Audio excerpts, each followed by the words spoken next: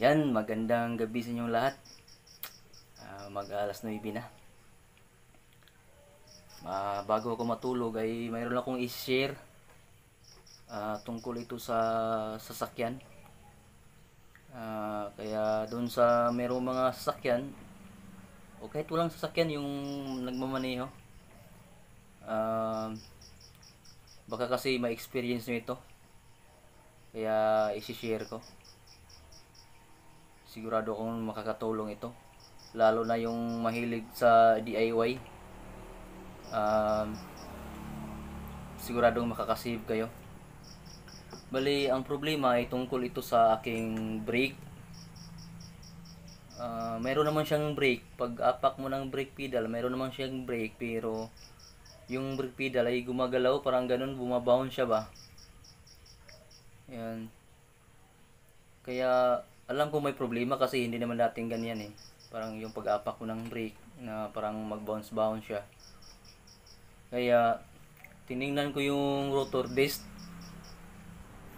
Tiningnan ko yung rotor disc, yung sa kaliwa at saka yung sa kanan. Ngayon, yung sa bandang kanan, nakita ko yung rotor disc ay medyo kalawang na siya. Kaya tinanggal ko yung gulong at niliha ko yung rotor disc. Niliha ko. Kasi yung pagtanggal ko kasi ng gulong, yung pag-rotate ko ng ganyan sa rotor disc, talagang napansin ko talaga na may sabit yung rotor disc, kaya niliha ko. Hanggang sa nag-freewheel na siya, nag-freewheel. Kaya yun, yung nag-freewheel na ay yung binalik ko ng binibalik ko na yung gulong. Yung testing ko, yung tinesting ko ng pagpatakbo, ganun pa rin. Gumagalaw pa rin yung brake pedal. Gumaganon. Talagang hindi siya normal. Ngayon, kaninang umaga, yung pumunta ako sa dun sa auto shop. Dahil nagpapalit ako ng kaninang lower arm. Yung sa ilalim, yung lower arm tawag dun. Kasi pag may mga lubak na medyo may kumakalubog niya. Kaya yan, pinalitan ko yung lower arm. Kaya dun yung nagpalit ng lower arm, tinanong ko sa kanya na anong kadalasan ng problema pag gumaganon daw ang brake o gumaganon ang brake. Yun nga, tama yung hinala ko. Sabi niya rotor disc daw. Yun ang sabi niya. Kailangan daw i-replace yung rotor disc. Yung tinanong ko magkano, 1.5 bawat rotor disc. Dalawa yung rotor disc kaya 3,000. Wala naman akong ganung halaga kanina, 3,000, kaya hindi ko na pinayos. Medyo namamahalan ako. Kaya yun, umuwi na lang ako. Yung pag-uwi ko ng bahay, kasi naisip ko kanina, yung niliha ko kasi yung kanan, yung kaliwa hindi ko pa niliha. Kaya sinubukan ko kanina, niliha ko. Yan, mayroong ipapakitang video, sundan nyo lang. Medyo gumana kasi yung ginawa ko eh. Yan, yan, napansin nyo ba? Yan, medyo may sabit. Yan, may sabit talaga siya. Yan, yan. Doon sa kabila, doon sa kanan, ganyan din siya. May sabit, kaya niliha ko.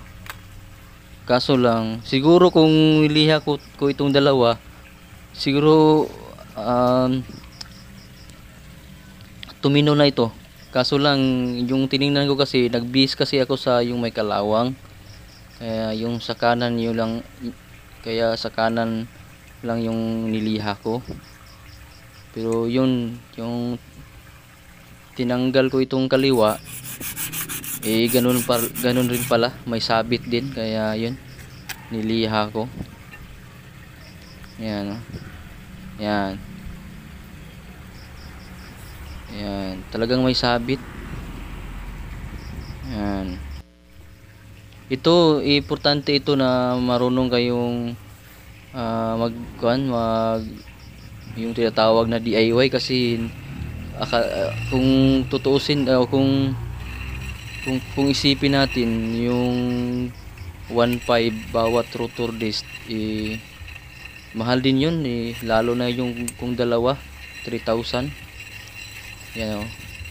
Yan, hindi yan, di ba, hindi siya ganyan kanina, medyo may sabit. Yan, oh. Ngayon may free wheel na siya. Yan, yan, oh. Kunting liha lang. Yan, nakakasave talaga ako ng 3,000. Nakakasave talaga ako ng 3,000 ito. Yan, oh. Mahal din yung 3,000. Iwan ko lang sa iba yung mga marami yung pira, pero talagang wala akong ganong halaga sa ngayon. Yeah. Siguro kung nagkataon na may pira akong dala, siguro na mapapaayos ko yun. Pero wala akong dala ng 3,000, kaya ito na lang. Minsan nakakatulong pala yung walang pira, no? Kasi hanap ka ng paraan, eh. Yan, oh. Yan, free wheel na siya. Yan. Yan, susubukan nating patakbuhin kung tumino na ba yung brake ko.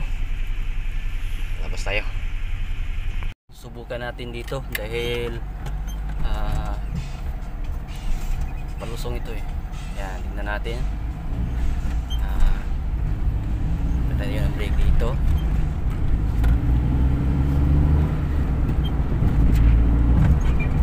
Yun, tumino.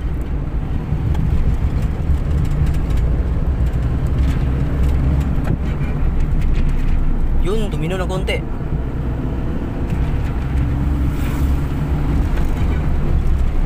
Yun, tumino talaga. Ayos yung ginawa natin. Yan, oh, tumino. Yun.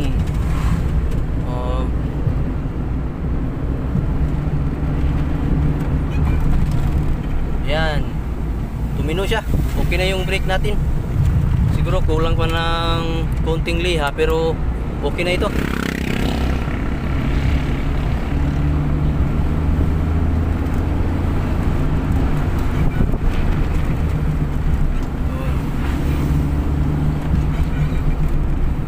Yan, okay na siya. Tunti na lang. Kaya yun. Siguro kulang pa ng liha ng konti, pero nararamdaman ko talaga na medyo mayroon akong nararamdaman konti, pero hindi na ganun ka grabe yung rebound niya. Siguro kulang pa ng repace. At least alam ko na ganun pala ang gagawin.